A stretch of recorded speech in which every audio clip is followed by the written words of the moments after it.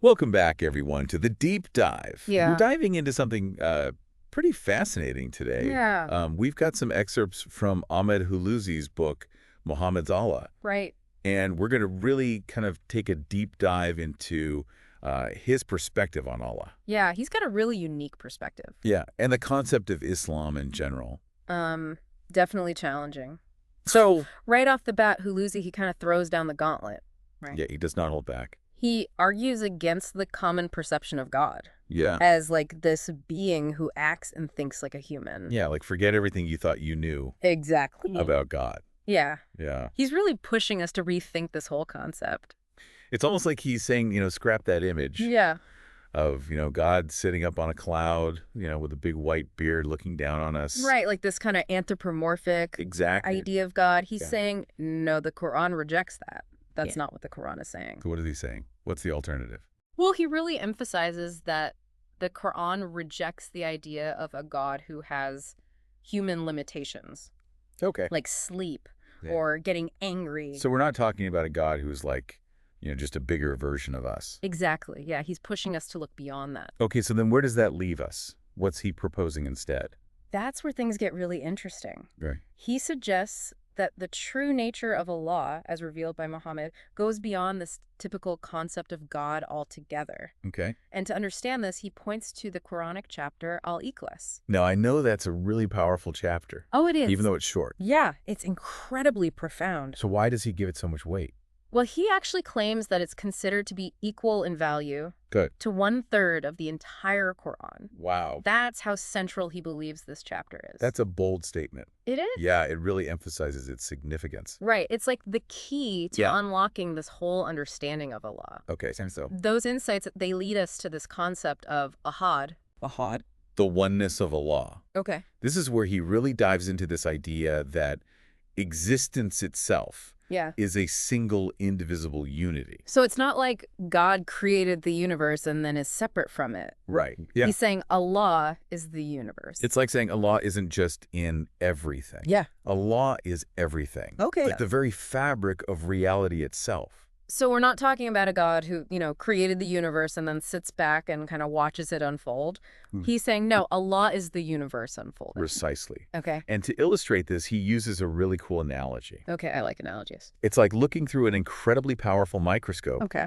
And you zoom in further and further and further, and those distinct objects, they start to disappear. Right. And all you see is this unified field of atoms. Yeah. He's suggesting we need a similar shift in perspective to grasp Ahad. So instead of seeing ourselves and everything around us as separate from God, Right. we need to see it all as part of this one unified, indivisible reality. Right. Exactly. Right. And that leads Hulusi to reject the concept of divine reflection. Okay. Or tajalli, Totem. which implies a separation between Allah and creation. Okay. If Allah is truly one, Hey. there can't be a reflection that's separate from the source. So it's kind of like looking in a mirror. Yeah. Right? The reflection seems separate, Right. but it's fundamentally connected to the original. Yeah. And he's saying there is no such separation Right. when it comes to Allah and the universe. There's no mirror. Okay. It's all one. But then that brings up a big question. Yeah. If there's only this oneness, this ahad, Right. how do we explain the incredible diversity? Yeah. Where does all this stuff come from, bro? Yeah, the universe. I mean, why do we experience the world as separate things? That's a good question. If it's all ultimately one. That's where Hulusi uses a really interesting analogy. Okay, let's hear it. He compares the universe Yeah. to the characters that a person imagines Yeah. in their mind. Okay. So these characters, they might have different personalities. Right. They interact with each other. Yeah. But their existence depends entirely Yeah. on the mind that conceived them. Okay. So he's suggesting So that the it's- universe is like a thought within the infinite consciousness of Allah. So we're essentially living in a divine dream. That's one way to interpret it, yeah. It really makes you question our usual assumptions It does. about creation and our place within it. Definitely. Are we truly individual beings with free will? Right. Or are we just aspects of this divine consciousness playing out roles in this grand cosmic drama? Big questions. Yeah, and this idea of a predetermined existence Yeah. seems to be pretty central. It is a core concept Yeah, for Hulusi. to his thinking. He emphasizes it a lot. Okay, so let's dive into that a little bit. Sure. Because he really does dive into the idea that Everything Everything. from the beginning of time to the end It's all been determined. has already been determined. He points to numerous verses from the Quran Okay. and hadiths Sayings of Muhammad. exactly Yeah. that support this concept of predestination. This is where things get really challenging for a lot of people. It is. I mean, if everything is predetermined, Yeah. what does that mean for our choices? Right. What's the point? Do our decisions even matter? He acknowledges that this can be a really tough concept to grasp, Yeah. but he argues that our lives unfold according to a plan. Okay. It's already been set in motion by Allah. So we're not just talking about our major life events being preordained, Right. but literally everything. Every thought, every action. Every thought, Yeah. every action. It's all part of this grand cosmic plan. It's a powerful and, frankly, a bit unsettling concept. It is. I mean, it makes you wonder if our choices don't actually change anything. Right. What's the point of striving for good? Yeah, why bother? Why bother making any effort? If it's all already decided. If our ultimate destination is already decided? Exactly. Yeah, it's a natural question to ask. It is. And Hulusi doesn't shy away from it. No, he addresses it head on. Okay. He actually uses stories of companions of Muhammad who struggled with these same questions. So how does he reconcile this idea of a predetermined existence Yeah. with our sense of moral responsibility? Right, because if everything is already decided, how can we be held accountable? Right. That's a big one. That's where we'll have to pick up in the next part of our deep dive. Sounds good. We'll explore how Hulusi tackles this apparent paradox It's a tough one. and what it means for our understanding of human choice within the context of a preordained existence. Looking forward to it. Yeah, me too. It's a fascinating discussion. Yeah, absolutely. Huh?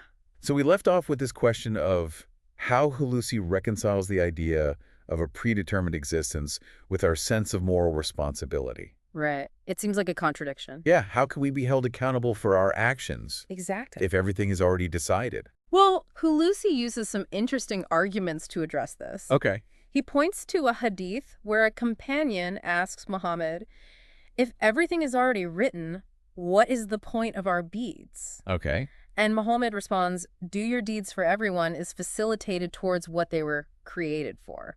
So it's not about trying to change our destiny, Right. but about aligning our actions with our true nature, Exactly. which is already determined. That's how Hulusi interprets it. Okay. He explains that those destined for paradise will naturally gravitate towards good deeds, Okay. while those destined for hell will lean towards negative actions. So it's like our choices reveal our inner state, Yeah, it's like a manifestation. our ultimate direction, Right. even though that direction is already set. Exactly. But doesn't that make it seem like we're just puppets? Yeah, I can see how someone might think that. Acting out a script that's already been written. Right. Where's the free will in that? Hulusi acknowledges that this can be a tough concept Okay. to accept. Yeah. He uses the analogy of a ship Okay. that's about to sink. Okay. The captain tells everyone to put on life jackets, Right. but one man refuses, Okay. saying, my belief in the captain is enough to save me. Okay.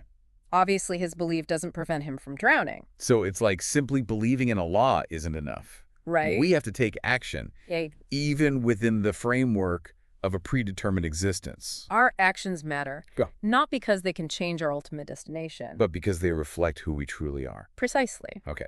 It's about striving for good-seeking knowledge, Yeah. aligning our lives with the principles of Islam. Even though our final outcome is already determined, Yeah. it's like the journey still matters, even if the destination is fixed. Exactly. Okay.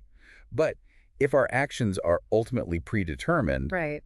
doesn't that make the idea of reward and punishment in the afterlife seem unfair? That's a really good question. How can we be held accountable if we weren't truly free to choose? That's a question that's challenged theologians for centuries. Yeah. Hulusi doesn't go too deep into the philosophical complexities of it, Okay. but he seems to suggest that our current understanding of free will Yeah. is limited Limited by what? by our limited perception of reality. Okay. He argues that as we evolve, Yeah. as we expand our consciousness, our Yeah. understanding of concepts like choice and destiny Yeah. might shift as well. So it's possible that what we perceive as free will is actually part of a larger plan Right. that we can't yet comprehend. That seems to be what he's implying. Okay. He emphasizes the importance of developing our brains, Okay. of refining our consciousness through practices like Dicker. Okay. He believes this can help us move beyond our limited understanding and perhaps even experience the reality of predestination in a way that makes sense to us. This ties back to his idea that prayer isn't about petitioning a deity, Right. but about transforming ourselves. Exactly. If Dicker can help us develop our brains and expand our consciousness, it makes you wonder if we've been approaching prayer with the wrong mindset all along.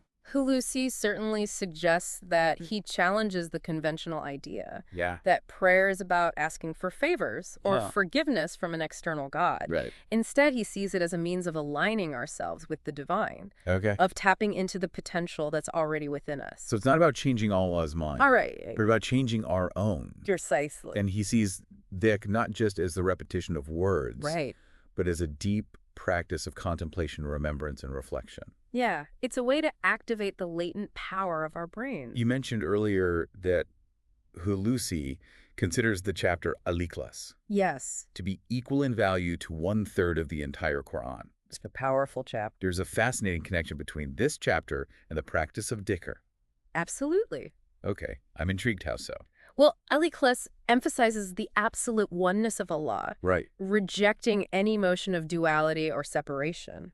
Hulusi argues that dhikr, when practiced with sincerity and understanding, can lead us to a direct experience of this oneness.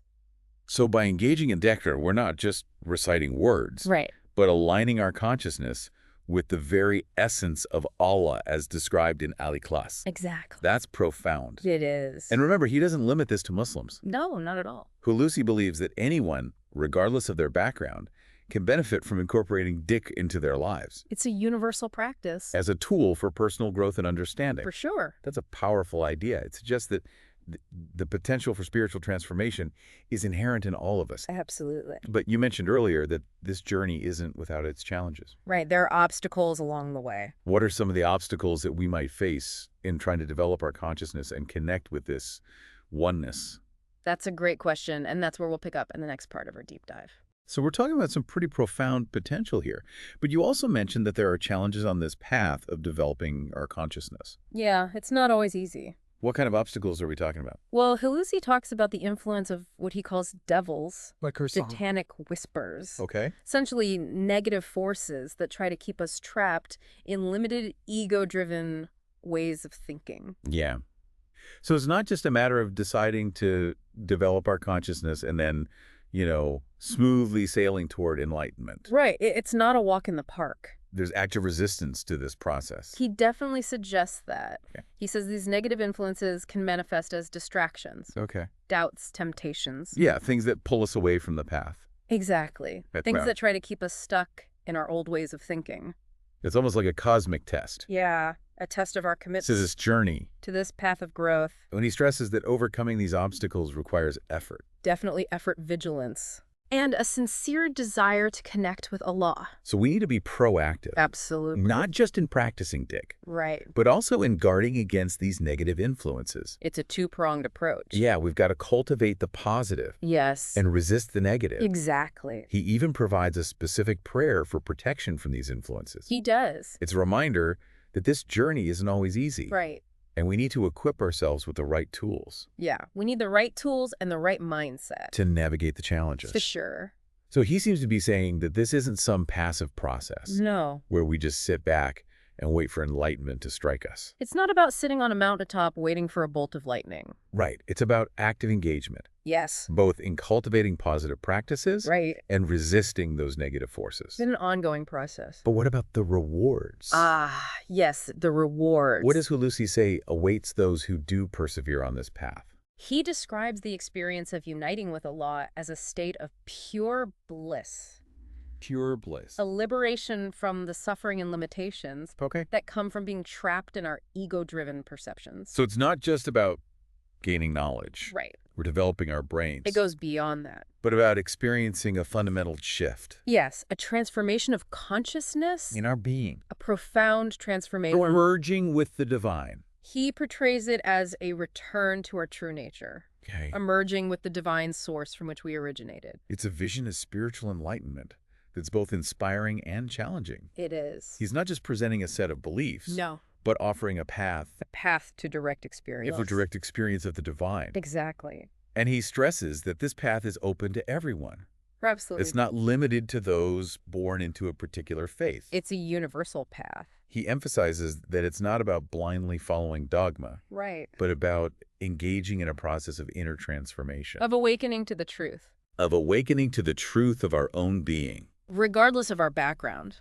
So in a sense, this deep dive into Muhammad's Allah has been about more than just exploring a particular interpretation of Islam. It's been about expanding our understanding. It's been about challenging us to reconsider our understanding of God, creation, and ourselves, To see things from a new perspective. to really question our assumptions. And to recognize the potential within us. Yeah, To connect with that divine reality. that Hulusi describes as the oneness of Allah. Exactly. It's been a journey full of thought-provoking ideas It has. and challenging concepts. Definitely. We've explored the idea of a predetermined existence, Right.